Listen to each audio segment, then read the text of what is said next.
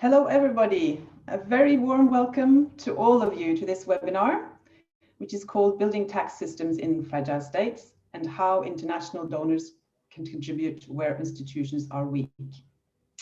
My name is Sigrid Klæboe Jacobsen. I am the Executive Director of Tax Justice Network Norway, and I will be moderating this event. So this webinar is organized by two Norwegian research institutions, the Christian Michelsen's Institute and NUPI, the Norwegian Institute of Foreign Affairs, as well as the NGO Tax Justice Network Norway. So us three have formed a collaboration that we call the Tax Cap Dev Network, and this webinar is one of many results from our joint work. I am delighted to say that participants from all over the globe are our audience today, all the way from the UK, Kenya, Mozambique, Norway, Finland, Germany, and Somalia, to name but a few. I hope all of you are doing well in these very challenging times. We have three distinguished researchers with us who will present for us in just a moment. And after all of these have finished their presentations, we will have one invited comment, and then we open up for questions and answers at the end. So you can ask your questions by writing them into the chat function in YouTube where you are streaming right now. So about our presenters today. Morten Bøås is a research professor at NUPI, working on issues such as peace and conflict in Africa, youth, ex-combatants, and the new landscape of insurgencies and geopolitics. He also co-leads the Tax Cap Dev Network. Gael Rabaland is a lead governance and public sector specialist in the World Bank. He has co-authored several books and academic papers on trade, transport, and customs issues. Volela Yesagat is an assistant professor of taxation at the College of Business and Economic of Addis Ababa University in Ethiopia. She has published her work on tax in several international journals, and she's also a tax consultant and has worked with, amongst others, the World Bank Group and the African Capacity Building Foundation. And lastly, Tori Lirén Pedersen is a senior advisor in the Tax for Development team at NORAD, which is the Norwegian Agency for Development Cooperation. She focuses on local governance, revenue, fragile states, civil society, and the UN tax-related processes. A very big welcome to all of you, and you can also read the full, longer bios of the speakers in the program website. So, without further ado, I will start with inviting Morten Bøås to speak for us. So please, Morten, the floor is yours. Thank you, Sigrid, and thanks to all the people from around the world that has joined us. I mean, this is really an honor for us, and I think it also testifies to how large this network, the Tax Cap Dev network, has become, and but it also testifies to the importance of the issues that we are going to talk about today.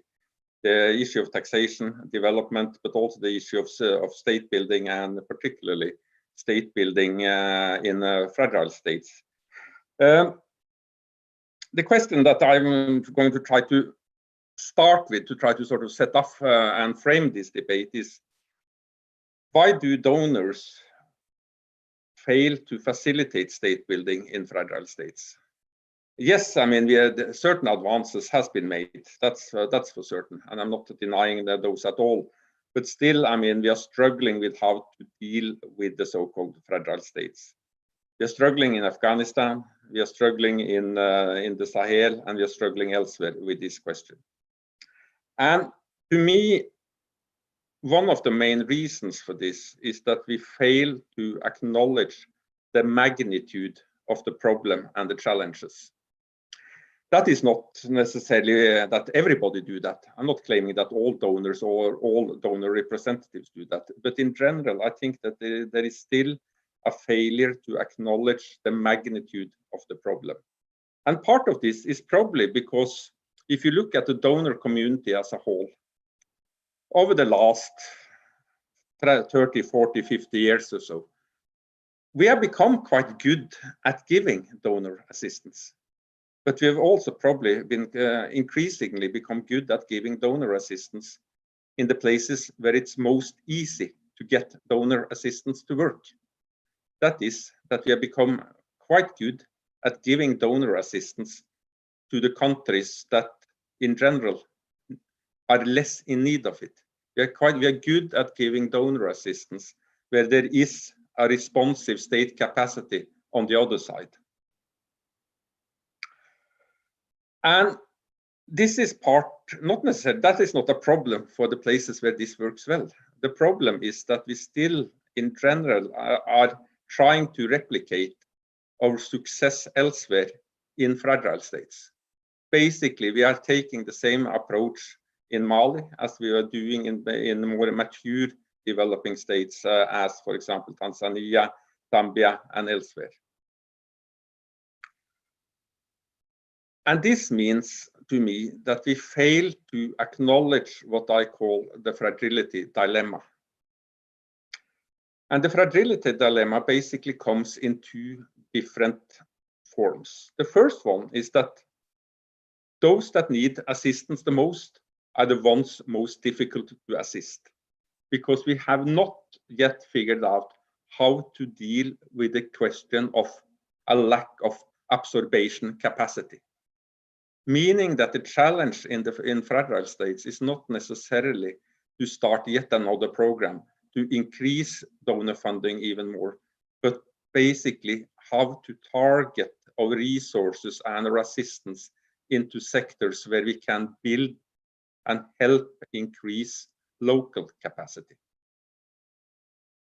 And we need to find a way of doing this, because otherwise we are spending money without having that local response to it.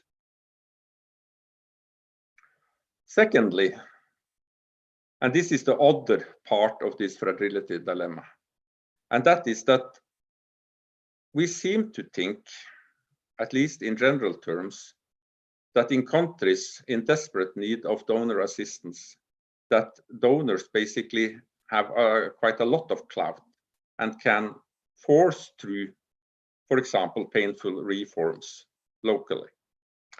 But that fails to acknowledge that donors in most cases also needs the regimes of fragile states, meaning that the power configuration between important donors and weak, poor, fragile states, often caught also in violent conflict, is not necessarily as easy as it may look at face value.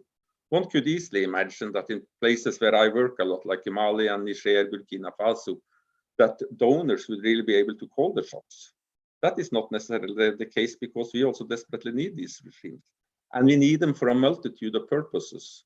We also need these regimes because we crave for stability. We need these regimes because they are caught up in a violent conflict, and where some of the participants are people that we see as our enemies. This is particularly the case in fragile states, which is also caught up in violence with jihadi rebel groups. There are migration issues that comes into play here. There is a number of issues that turns part of this power equation around, meaning that it's not necessarily so easy to see who is a client of whom in some of these relationships. This also means that there is a lot of external interest that comes into this. And unfortunately, a result of this, which we see quite clearly in several of these fragile states, is that yes, donor assistance is able to prevent an outright collapse. This is, for example, very much the case in Mali. But on the other hand, what is happening is that Mali, together with other of these fragile states, what they have become is that they have become a client that is hooked on an international artificial life support system that the donors are providing. While this, in the case of Mali, obviously is helping the country avoid a total collapse, it is not putting the country either on a path to some sort of sustainable recovery. It's just to look at the history of the last area of donor engagement with Mali, which really sort of kick-started again in 2013 after the coup of 2012. The international community has never been more present in Mali. There's never been spent more money, not necessarily in Mali, but at least on Mali. There are large international operations, large international programming going on since 2013. Fast forward to 2020, the situation has not improved, it has gotten worse. So we need to find ways of de-hooking fragile states from these international artificial life support systems, because it's not leading anywhere, apart from the fact that it prevents outright collapse. And that is, of course, a bonus in itself, but we need to move beyond that. And the question is how? Should you just wait for the violence to end? Should you just wait for local capacity to emerge? That may take an awfully long time. My challenge and the things that we are trying to work on in this network is to say that we need to start facilitate that building of local capacity as early as possible. This is not something that can wait until other things has come into place, because the longer we wait, these other things will not necessarily come into place. And to me, the key to all of this is to start slowly trying to find novel ways of introducing and facilitating the building of new tax regimes. And why is that so important? It's so important because tax and tax regimes is in many ways the forgotten puzzle in the larger picture of state building. Because if you look at the state building literature, and particularly sort of the literature on state building in fragile states, there's an enormous literature. But the overall majority of it focuses on all the things that these countries is lacking and what they should start doing. Behaving better towards their population, providing basic services, gaining a monopoly on the use of violence, control of borders, building a judiciary, police reform, social security sector reform, all these kind of very needed things. But what is forgotten in all of this is that this needs to be paid for. Somebody needs to pay for this. And if this is not funded by the regime in question, by the country in question, what we end up with is just another element of this artificial international life support system. So taxation and building functional tax regimes is in many ways not only a cornerstone or perhaps and even the most central element in state building, because without domestic resource mobilization, the state cannot perform these functions it is supposed to do. But it's also, in my point of view, probably the most viable and perhaps also the only pathway out of fragility. Some would say that this is something of a dream in vain. How can you start doing this in the midst of all these crises of violence, humanitarian crisis, political crisis, economic crisis, social crisis? And now we can add on to all of this also the very painful indirect effects of COVID-19, which is also going to hurt these countries tremendously. On the other hand, if you do not start this now, we will more or less keep these countries forever hooked on this international artificial life support system. And in this regard, I'm very much looking forward to listening to the other participants and their experiences from Somalia and Ethiopia, because we need to find novel and functional ways of getting this work started now, because it's too important to work until things would miraculously become better. So that is the challenge that I hope we can spend some time discussing, and I'm very much looking forward listening to the other participants. So thank you, and I hope I didn't speak for too long. I thought that Sigrid got a little restless trying to signal to me that I should end. Hopefully I was more or less on time. So thank you. Thank you very much, Morten, for that introduction and clearly posing some challenges and pathways to where the focus now should be. I will give the word over to Gael. So please, Gael, you can start your presentation.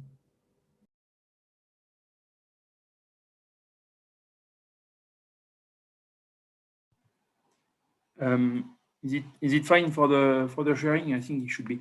Yes. So thank you very much for the invitation. First of all, I'm really glad to be part of this very interesting seminar.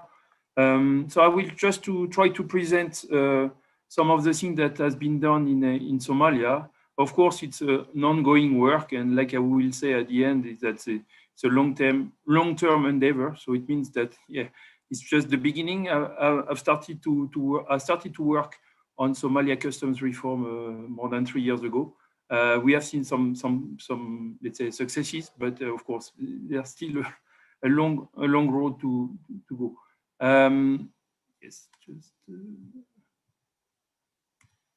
okay. So in terms of the presentation, I will first start about why customs in FCVs or in fragile states is so important, because I think that it's important to have because we don't necessarily talk about customs when we speak about fragile states, when actually customs is one of the most important, let's say, part of the taxation picture.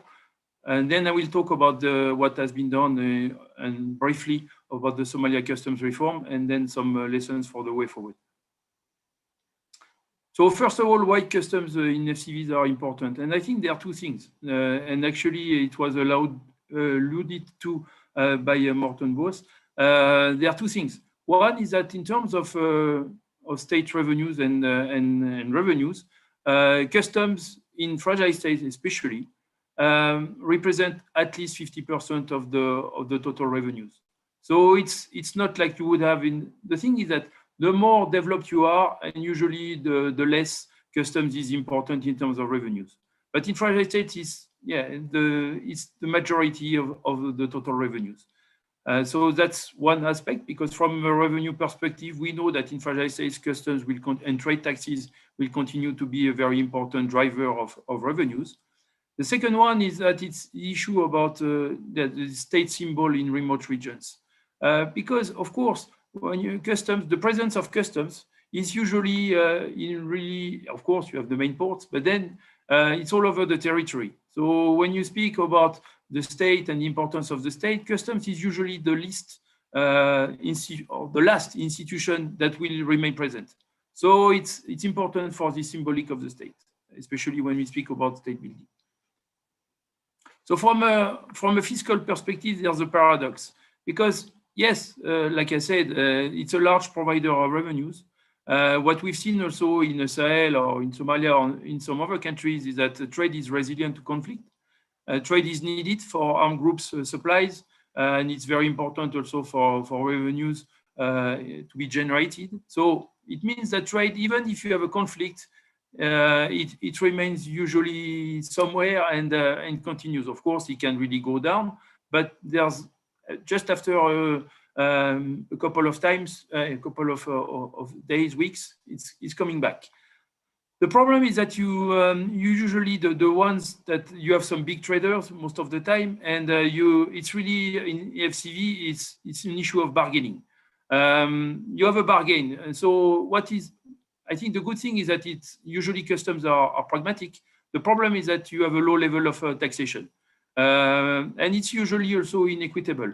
You have a large burden of taxation for consumer goods and for people that consume those goods. And the ones that are usually organizing, let's say, the smuggling, the informal trade, or the big trade, are not necessarily the ones that are being taxed. So, like I said, the good thing is that you have what is usually an acceptable level of taxation that is not necessarily what you would have on paper. From the state building perspective, I think that what we've seen in our studies in Africa is that customs play a major role to generate cash to pay civil servants. So because it's the main source of revenues. It means that if customs do not collect anymore, it means that people that represent the state cannot be paid anymore. So you usually have this relationship that is very close, especially in remote regions, between, for example, the governor or the political authorities and customs. I think that what is interesting also, we've done a couple of studies in a number of countries. You have usually an ambivalent role of traders that can contribute to militant groups, sometimes not. So it depends, it really depends on the people. And you have really a very different, let's say, attitude to militant groups from traders. Also, what is interesting is that usually, in a number of countries, you have border closures, but they're usually not sustainable because they may really break the trade. And actually, there's such pressure at the local level that usually it's coming back. What also we've seen in a number of countries is that customs can be seen as a facilitator between state security apparatus and traders and population. And I think that it's an important role that customs is usually playing, and it's very important from a state building perspective as well. So in terms of Somalia, maybe you don't see it very well. It was just a map. I just wanted to say from a customs perspective that you have 4 main ports in Somalia. So in the north, you have Berbera, that is the biggest one. Then you have Bosaso. So Berbera is in Somaliland. You have Bosaso in Puntland. You have Mogadishu, that is in the south, in Benadir. And then you have Kismayo in Jubaland. So in terms of where did we start on customs in Somalia? Yes, we know that in Somalia, like it was mentioned before, you have a problem of legitimacy. You have a problem of tax moral because, yes, when you have this problem of legitimacy of the state, we know that the tax moral is not really high, and it's what we have in Somalia. Also, the taxation is usually regressive, and it's what we had in Somalia in the sense that the necessities, the basic necessities, the consumer goods are usually have high real tax pressure, when actually for some high value commodities it may not be the case. What we had also in Mogadishu is that the concentration of revenues in a number of traders. Somalia economy is quite characterized by a number of let's say oligopolies or concentration of wealth, which is quite common in this type of environment and type of countries. So you could see that the bulk of the revenues are actually coming from only a limited number of traders. I think the characteristic of customs when we started in Somalia was that, which is really uncommon, is that they were based on what we call specific duties, which means that taxes were based on packaging, which meant that, for example, if you had 4 liters in the packaging of milk, the taxes would be paid on that, which means that in this case, you didn't have any valuation and you didn't have any classification, which is really uncommon. So of course, you had to try to move from the system to, let's say, the most common, the universal system. But of course, it was quite difficult, and it was really a revolution. And also, of course, in this case, in order to get the revenues, all the containers were stripped, so they were open, and they were counting the packages, which again is quite uncommon. The declarations were done by customs officers, which has been the case in a number of countries, but it was an issue. And like I was saying, the customs revenues were collected and generated at the different ports, meaning that, for example, Puntland was collecting for the duties that were generated in Bosaso, and for example, Kismayo was doing it for Jubaland. So what has been done in the last years, and of course, like I said, it's still a work in progress. So first of all is that the harmonized classification, which is the common classification, has been adopted. National tariff schedule with ad valorem rates also has been adopted. And it's very important because, like I was saying, it's like the universal model in terms of classification. Also, the declarative system has been implemented, meaning that now the traders are starting to declare. Because, of course, when you have customs officer doing it, you may have this issue of collusion and so forth, so it can be a problem. We supported some data analytics.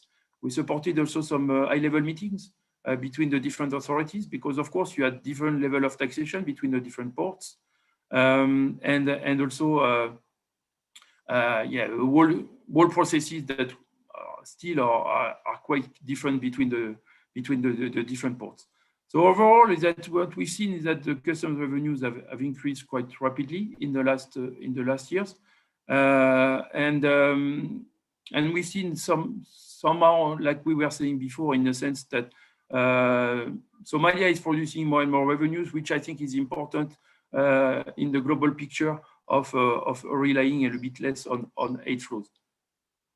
But of course, the challenges are still numerous and quite huge. For example, the valuation system is different between the different ports. Of course, I didn't talk about that as such, but you continue to have multiple taxation. So problem of militant groups taxation, problem of militia and so on is very important. And it's a very difficult topic. The problem of the IT system, you continue to have different systems that do not necessarily generate the expected data and that are comparable. And again, when you speak about those institutions, you speak about a couple of hundreds of people, but actually it's even less than that because the capacity is quite limited. You have few people that are actually working on those reforms, and they are usually overwhelmed. And it's the issue that you have also in the fragile states. It's what I get based on my experience. You usually have less than 10 people that can really work or that are really working on the reform. So finally, I would say that in terms of the lessons, and I think that it would lead to some discussions. I think that overall, it's very important to work with customs on anything related to taxation and state building in fragile states, because like I said, it's very important for revenue collection, and it will remain so. What we had seen, for example, in Mali, that is sometimes that when the revenue potential is not so high compared to the national potential, is that actually it's not necessarily be interesting for the federal or national authorities. And I think it's a mistake because, like I was saying, there's also this state building perspective that is important. So revenue is important, but also the state building perspective is important. Yes, data analytics remain very important because you can generate also how things are differently taxed according to the different places in the country. And then finally, I would say that the informed dialogue with the private sector is key. And it's something that we don't necessarily see at the beginning, but you really need to have this discussion and this dialogue between customs and the private sector. And finally, what is obvious, and like I was saying, and I think that it's what we need to keep in mind, it's a very long-term endeavor to work on taxation in fragile states. We are working on a paper like that and really trying to take the experience from the ground, and which is even more obvious, the political economy of taxation matters a lot. So what we do in middle-income countries should be really reflected in those countries, because we definitely cannot do the same things. So sorry, I've been a little bit long, but thank you very much. Thank you so much, Gael. That was very interesting. I did not know that customs were such a big revenue generator. So yeah, thank you so much for all those interesting points. I will now invite Bolela to take the floor. So Bolela, you can start your presentation now.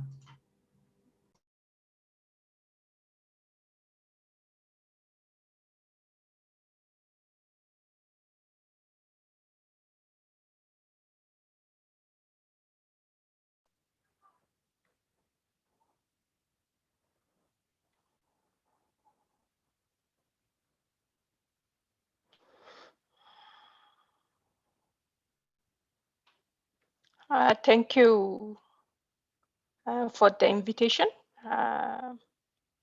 I'm really happy to take part in the forum.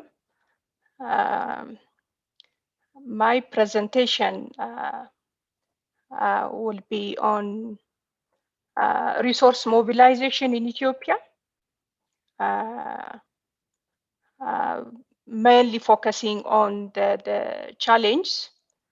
I will be looking at the revenue performance, just highlighting some facts in terms of the revenue collections over a number of years in the past.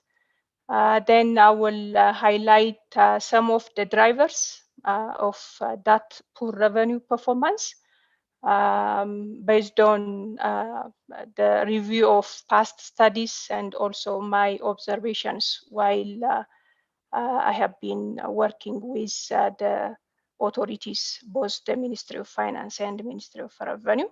And finally, I will highlight a few suggestions that I think would be worth.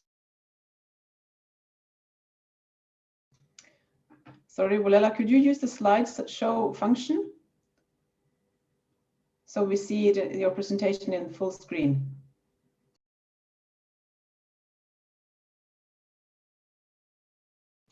Okay, I think, Wulela, your picture has frozen. Maybe we should try. Federal arrangement where tax.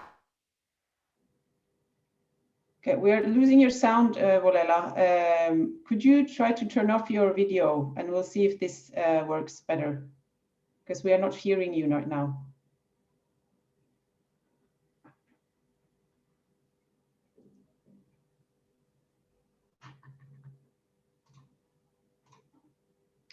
Wulela, are you hearing us?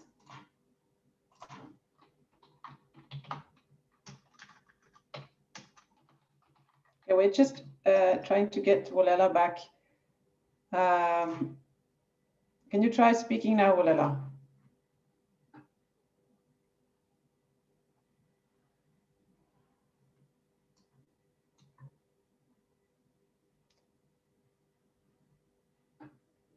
Wulela? Yes. Yes. Yes. Great. Now we can hear you. Great. You hear me? Yes, I can hear you now. Maybe we should try without the video because your sound froze a lot. So okay. I think that might be better. And then when so can you see the slides? Can you try to share them again, please? And try to use your slideshow function so that we see the full screen of the slides. Yes. Great. Okay. Thank you. Okay. Okay. So the regional revenue authorities collect about 25% of total tax revenues. If we look at the revenue collections at national level, over time, for the last many years, the total collections have been continuing to increase. In fact, in terms of dollar value, by 2018-19, it reached about 9 billion USD. But as a share of GDP, tax revenue remains low by international standards. If we see the performance in Ethiopia in comparison to other selected countries in Africa, as you can see in the figure, Ethiopia is at the very bottom among the lowest. And over time, the tax to GDP ratio, it reached about 12% around 2014-15. But from that time, it continued to decline, and currently it's about 10%, which is much lower than the 15% tax to GDP ratio required in a given country to undertake, development activities. So this poor revenue performance contributes to the growing budget deficits in Ethiopia and the accumulation of public debt For example, the budget deficit has increased from about 1.6% of GDP to 3% in 2017-18. And the public debt, particularly the external borrowings, have been increasing. And in 2017-18, it reached about 26 billion USD. Related to that, if we see the debt to export and debt service to export ratios, they all are, going up.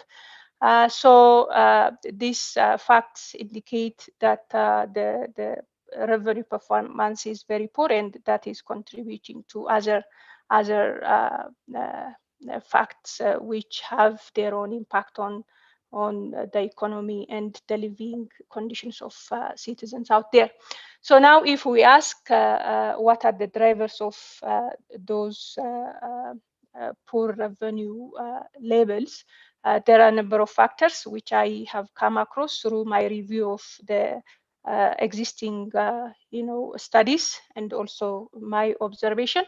The first one is the economic structure itself, and also the existence of a big size informal sector. In terms of the economic structure, there is still dominance of agriculture, which has its own impact on the revenue performance. One, in terms of the fact that most activities in the agricultural sector are already excluded from the tax net.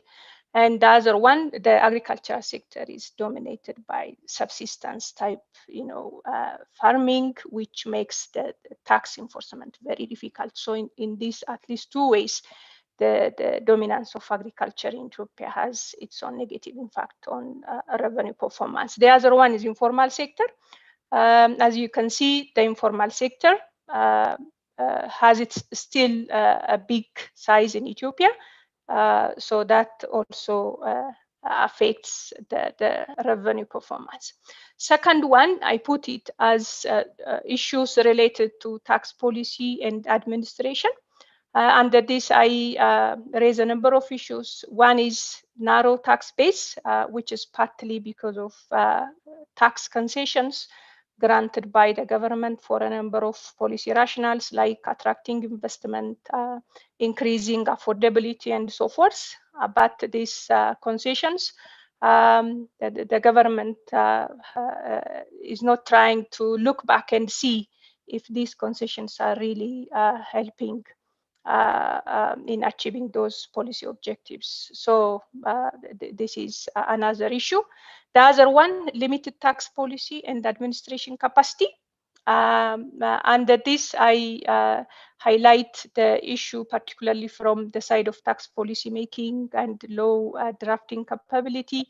This is a serious problem in terms of number of staff working in the tax policy unit, their capability, the existence of high staff turnover. These are the kind of issues we see in relation to tax policy design and low drafting capability. Such a problem has its own consequences. One, the current tax policy and low drafting activities mostly undertaken with external support, which is, I think, unsustainable because a country cannot rely on external support in carrying out these activities. The other one, we see a number of tax legislation which have been operational for many years without major change. Like, for example, VAT, stamp duty legislation that have been there for many years without touching them and making them compatible with the changing socio-economic environment in Ethiopia. The other issue is tax data. It's either non-existent or poor quality to use for tax policy and administration purposes.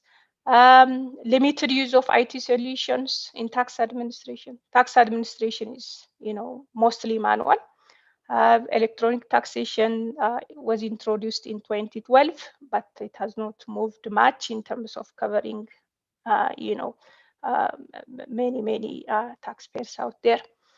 The other issue related to tax policy and administration is limited coordination and partnership in tax policy and administration. The coordination between the authorities, mandated to administer taxes and develop tax policy draft laws is very limited. As a result, currently in Ethiopia, there is no unified national level revenue structure, strategy, looking at tax policy and administration holistically. There is no such thing. The Revenue Authority, the Ministry of Finance try to have their own strategies without trying to have a whole set of revenue strategy applying to both the administration and the policy making effort. The other is tax compliance and taxpayer communication. Tax compliance, non-compliance is a big issue in Ethiopia, like fake invoices,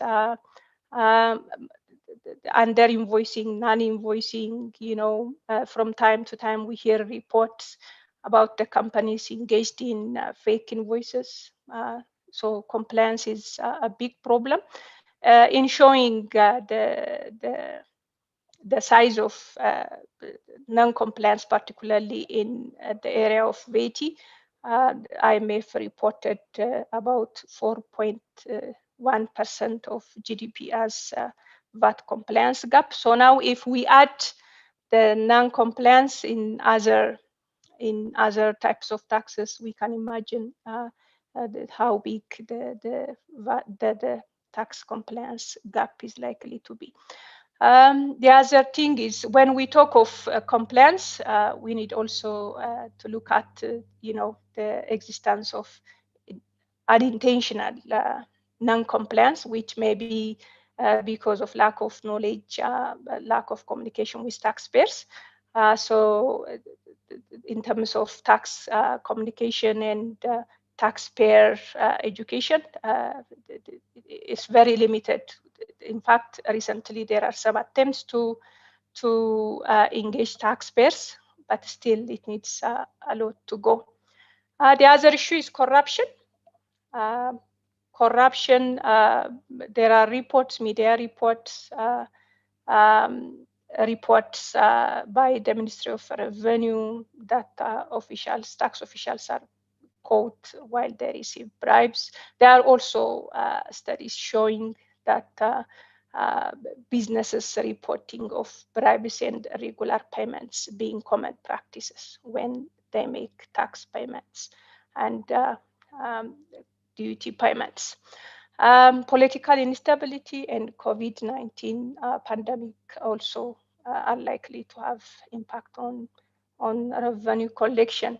In terms of suggestions, I would suggest broadening the tax base through a number of measures, including rationalizing and removing unproductive tax expenditure items. Continuously building staff capacity, tax administration, tax policy, design, law, drafting, and so forth. Increase use of IT solutions in tax administration. Addressing issues in invoicing mechanisms, improving taxpayer communication, consultation, and education. Better data management, maintenance. Improving coordination and partnership between Ministry of Finance, Ministry of Revenue, and beyond are some of the suggestions. Thank you. Hello. Hello, thank you very much, Olela. That was very interesting, and it makes it also so much easier to discuss when it's a case study from one country. So, and I noticed also that the element of lacking capacity in tax policies and administration is something that several of the presentations have pointed out. So thank you very much for that. I will invite now Toril Irén to make some comments. So the floor is yours, Toril. Thank you so much. And thank you for inviting me. I mean, it's been, I think also the presentations show that this is a very vast field just from the three very different entry points to the same topic, it's not something that is easy to tackle either from within the country or from development partners. So from Norway's side, it's focusing on fragile states is within the tax for development and is a priority. But we have to be honest and say that it is a challenge, like Morten so pointed to in the first presentation, finding out, what are the best ways to doing this. We've so far landed on two streams in particular. One is customs that Gael mentioned in his presentation, and the other one is very much local taxes, including property and land-based taxes. We think that both of these ways has some potential to both contribute to the state building aspects and the revenue aspects. The reason why we think it's important that we focus more on this going forward is also, of course, the vast number of people live or increasingly are going to be living in very fragile states going forward. And if we can't reach these populations, we're not going to be able to make any progress on the overall development goals. And we know that taxes can be a really big trigger for conflict, especially when it's coupled with other issues like business interests or land rights.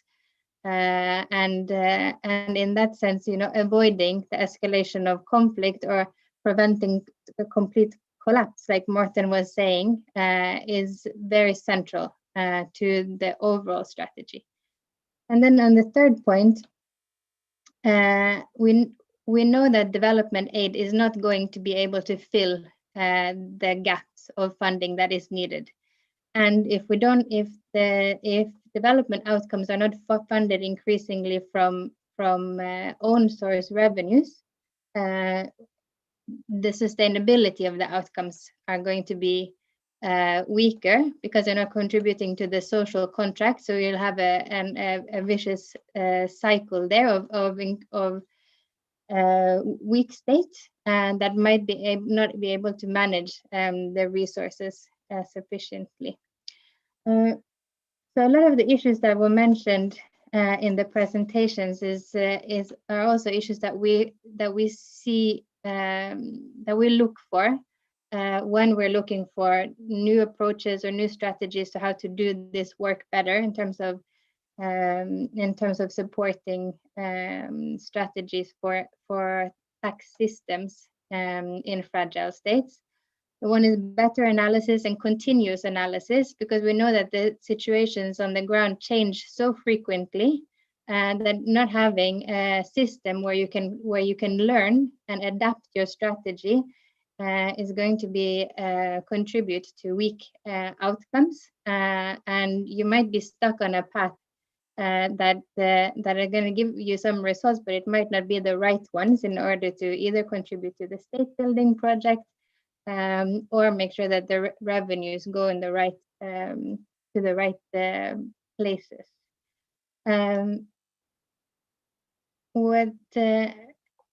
We do think that there is a potential in starting small in terms of proof of concept, and having a shorter loop between the taxes that are paid and the services that are delivered.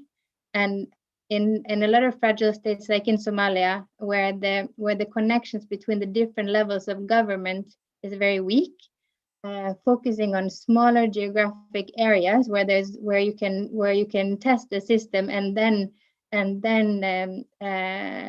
share that or kind of scale it up eventually to national level if you get to that state. But then in the meantime, you can be able to deliver quality services to the population with at least with a higher part of national revenues.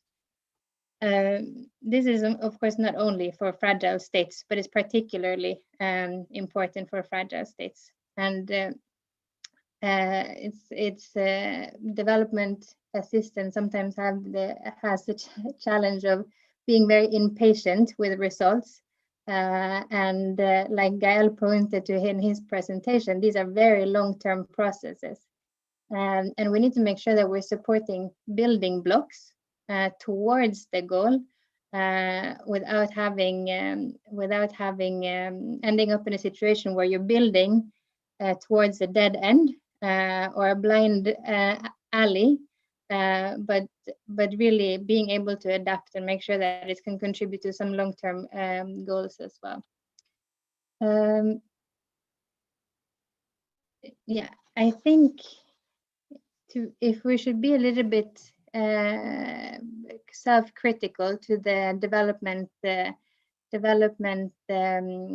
partners world that we're operating in, it is also the fact that it's challenging to have a comprehensive approach to building tax systems in fragile states, also because it cuts across so many different sectors. It's about state building, yes. It's about service delivery, yes. In some cases, it's about stability and peace building projects, and it's hard to kind of get a comprehensive approach to this in a very fragile state, where in some cases it is very donor driven. And I think one area where we could tackle this better is in the much talked about and maybe sometimes much dreaded development, humanitarian development nexus. A lot of the initial kind of seeds for the tax systems and tax systems that lead to revenue, that lead to service delivery, comes from the later stage of humanitarian and the early stages of development. If you have two conflicting programs in a village, one is externally driven services with external funding, and another one is a program that is trying to strengthen the government's capacity to generate revenues and deliver services, it's sometimes easier with the externally driven one. And we find cases, we've seen cases in Somalia and in Afghanistan where same donors will fund both approaches in the same area. So consistently integrating this aspect of revenue as an important part of state building through service delivery, I think it's going to be very interesting to build more knowledge around and try to impact how that system takes root at the country level. I think we have to say that there's still a lot for us to learn. So we're very happy that this, it comes up as a focus regularly. And I think every time we see it discussed, we're getting at least some new dimensions, even if we're not quite at the solutions yet. But I think for us, remembering that even if we don't have a complete state structure, many different levels of government do collect resources, and identifying places that are closer to the population, like a customs office or a local government, is an important part of that. So we don't only focus at the national level. Thank you. Thank you so much. Very interesting about this suggestion on starting small and having these feedback loops, quicker feedback loops, and scaling up. It's also interesting that you brought on something that was tied nicely into Volela's presentation about the taxpayer engagement, or that the taxpayers can see these services that are provided to them through their tax payments. So that is also an aspect that's often forgotten. Building the trust between the taxpayers and the state. So we have come to an end with the presentations. Thank you very much. And I'm happy to say that while you have been speaking, the chat function has been filling up with questions. So I will just start. A question for you, Gael. So first question, you suggest more data analytics, but also noted that valuation, declaration, etc. is not done properly, system fragmented. What is the value of doing more data analytics with poor data? So you're welcome to answer that. Should I answer? Yeah, just this one. Okay, yeah. So we do one by one. I think we, or I can actually add one more because there were so many. Okay. Yeah. Yes, keep writing. So, good point regarding the existing settlements between traders and the state, both the civil government and the security agencies. For most real reforms to get unlocked, let me see. Yeah, for most real reforms to get unlocked, settlements will need to be gradually changed. What can donors such as the World Bank do in this regard?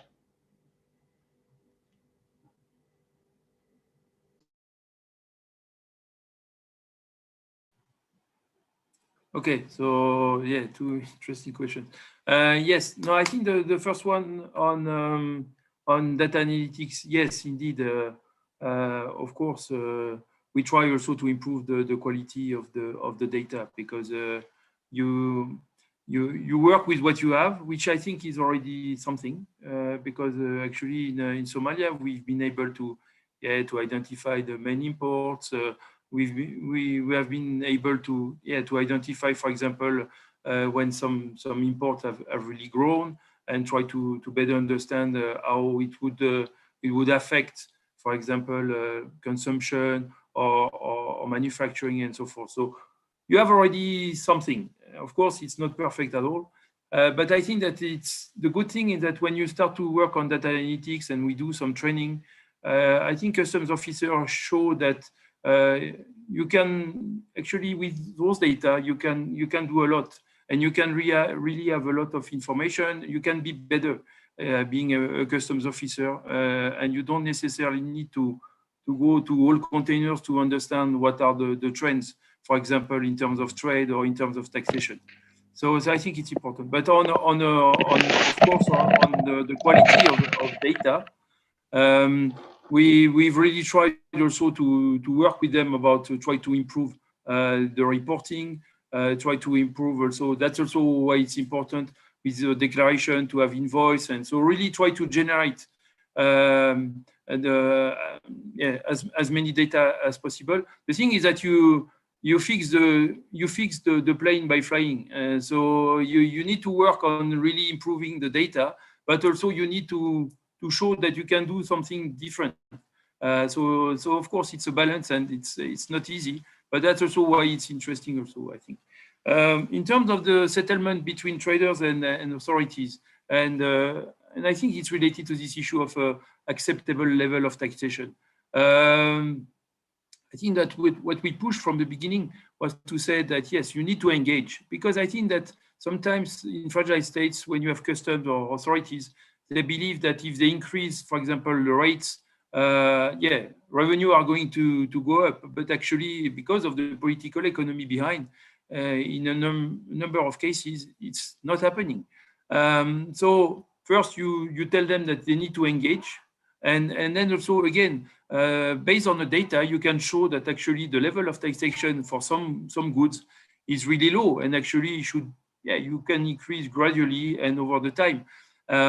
So you try to really have this, what I think Morten Bøås was talking, in a sense, you try to change a bit this settlement, but it takes time, because most traders, and some traders will comply and will agree to increase, because if you show them some data, they will say, okay, maybe there's a problem.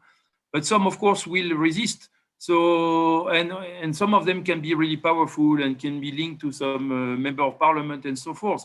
So that's why it's difficult, but it's what we try, and what we try to also to push authorities to really talk and to engage more with the private sector.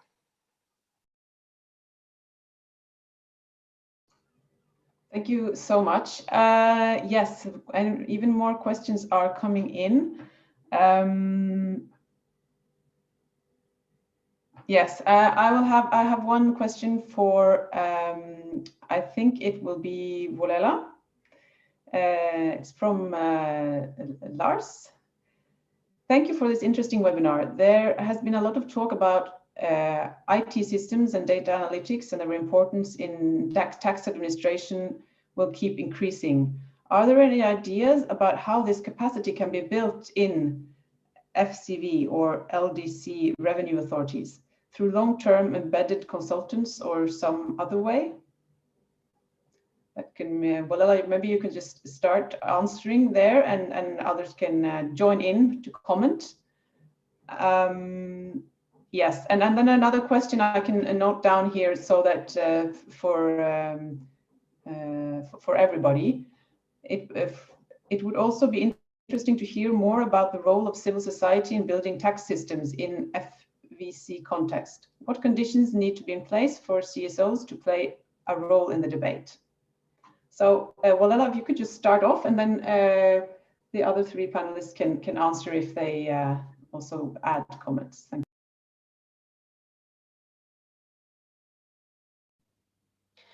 you. Thank you. As I said, one of the problems in Ethiopia is the lack of, IT solutions in the process of tax administration. For example, electronic taxation was introduced in the year 2012, but since then it has not been extended to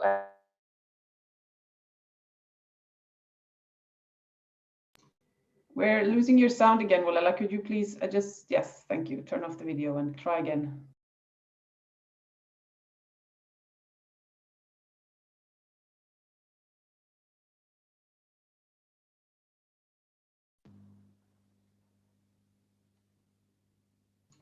Yes. Hello? Hello, now we yes. Can you hear me? We can hear you now, I think. Say something. Hello? Hello, yeah, I can hear you now. Okay, I was disconnected, sorry about that. As I said, the electronic tax system since 2012, it has not moved in terms of bringing more and more taxpayers into that system. So one of the problems is that the capacity of the technology that the revenue administration is currently using. So for the donors to engage in this aspect, I think it could be in terms of increasing the capacity of the IT solution there. It could be in terms of improving the capacity of IT specialists there, and also improving the awareness of taxpayers in terms of the benefits they get if they use this kind of technology and so forth. So if the question is how these donors could help in increasing the use of IT solutions in tax administration in countries like Ethiopia, I see one area, as I said, to be increasing the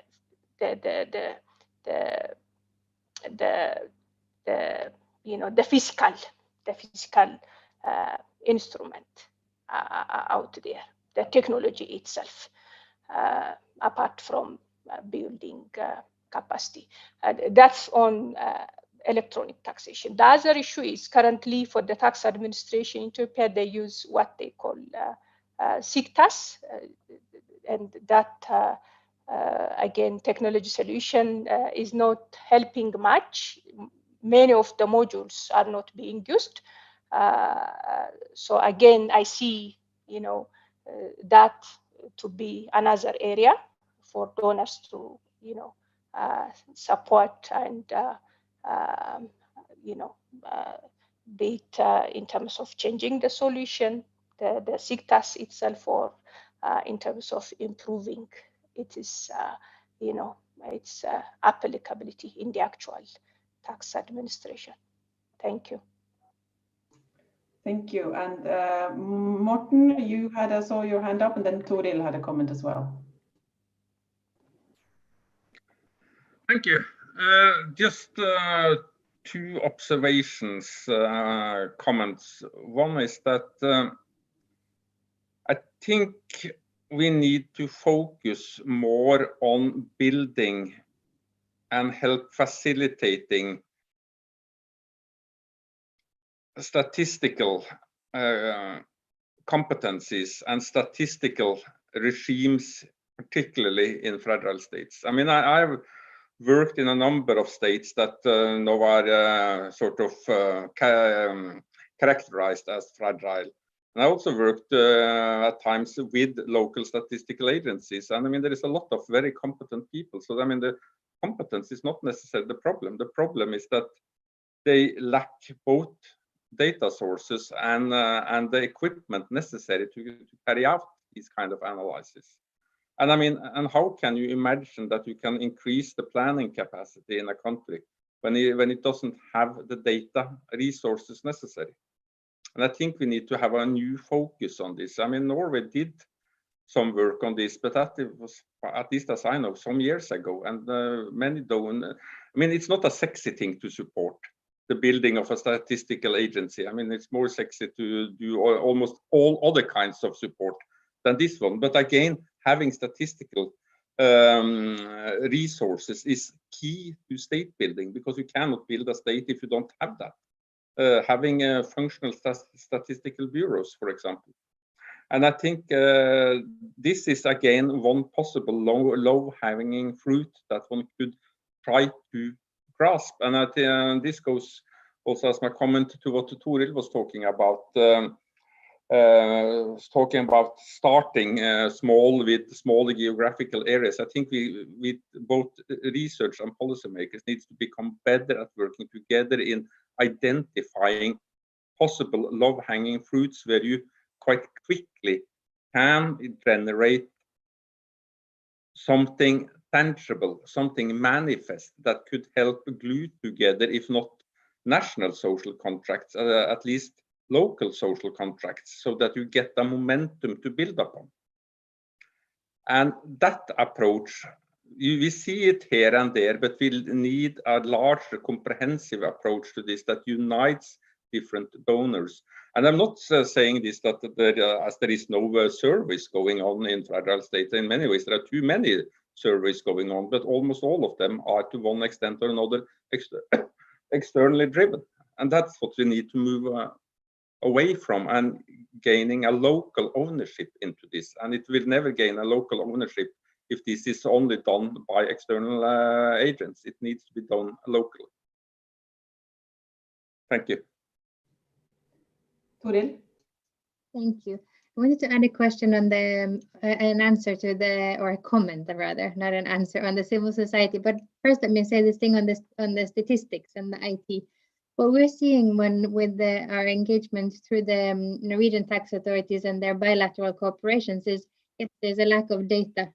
We do have also cooperation with the statistics, but the problem is often that the government institutions don't have ways of communicating with each other.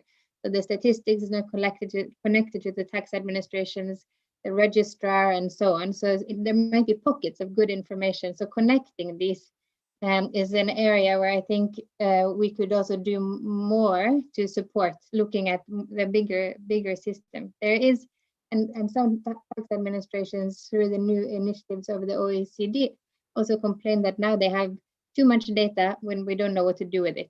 So we need to walk in tandem here. I think that's important. And on the civil society engagement and the fragile states, I think it's a very good question in the sense that we need to look at this differently. So you might not have the same kind of civil society organizations that you do in a more developed country with a stronger kind of civic state dialogue, but you do have communities. So I think it's important to kind of not always, you can start with the communities that are there. There might not be organizations, but having meaningful engagement with communities. And again, here, smaller entities make this easier to do. And then we see, I mean, in a project I worked in Somalia, we saw that from this came interest groups, came some women groups, where they could organize around specific topics that were interesting. But in the beginning, it wasn't there, but then you have to facilitate, giving information without being asked for information, and asking for feedback without it necessarily coming. And that's an important function of the government. So because the government also needs the civil society organization to eventually appear. I'm not saying that there are no civil society organizations in fragile countries. I'm just saying it's a little bit of a different setting. Thank you, Toril. I think we could squeeze in one more question, and there have been very many questions to choose from. So I would urge also, afterwards I will send the link for the YouTube from the YouTube chat to all the panelists, so they can also see what you have been raising as issues. So, but I'll one final question. It's to Gael. It's from Ahmed Abdillahi. Do you think weak governance and contested power and legitimacy problems in Somalia overrides all the reforms you suggest? Competing state structures blur responsibilities. And he also continues to say, do you think informal taxation, tax competition with local communities, armed militia, affects citizens' morale, especially when they don't get commensurate services for the tax they pay? So just if you have 1 or 2 minutes. No, no, thank you very much. No, I think that it was mentioned by Morten Bøås before at the beginning, is that I think this issue of competition of taxation by different authorities and different groups, of course, affects the formal taxation. So I think it's really what you have in fragile states. It's one of the characteristics of what you have. You don't have a centralized taxation like you would have in, let's say, in a more developed country. This issue of competition is what you have in all the fragile states. So I think, of course, it has an impact.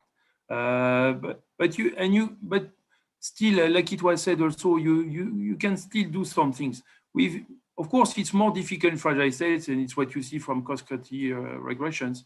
But actually, you have also some examples that where you've been able to increase the taxation. But what I wanted to say also is that how you tax is even more important than how much you tax. And I think it's related to the fact, to this question about the CSO. The equity is important. The problem of corruption or extortion is important. That's also why we have to be careful as donors, not just to push for generation of creation, increased revenues in a short term, because actually for the long term, it may create even more problems. So that's why I think also the CSOs can be useful. Depends on the types of taxes, but also I think if they could discuss a little bit more about this issue of equity and so on. But I think you need also to train some of the CSOs, and I think it's somehow what Toril said, because there are some technical aspects. So you need also to train the people to explain what it means, what should be a good taxation system, and so forth. And just very quickly on the IT, if I may, I just wanted to say that there are two things.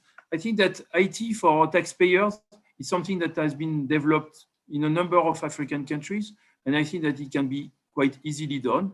But I think that IT and IT use for tax collectors, with all the problems that we know, is not necessarily very used, despite the fact that we've invested for decades on IT systems, because there's always a pretext not to say that we cannot use IT. And I think we should really see IT not as a panacea. Sometimes it's an end in itself, but I think it's a mistake, especially in fragile states, because you can have a very nice software, and actually I've seen it in some countries, and they don't use it. Thank you so much. We have now reached the end of the webinar. We unfortunately don't have any time left. Thank you so much to our panelists. Thank you so much to our audience who has been engaging. And also, I can inform you that a recording, the webinar will be, the whole recording will be made available also. And also the presentations will be uploaded to the website, the event website. So thank you again, and best of wishes to all of you, and hope to see you all sometime in the future. And so bye-bye.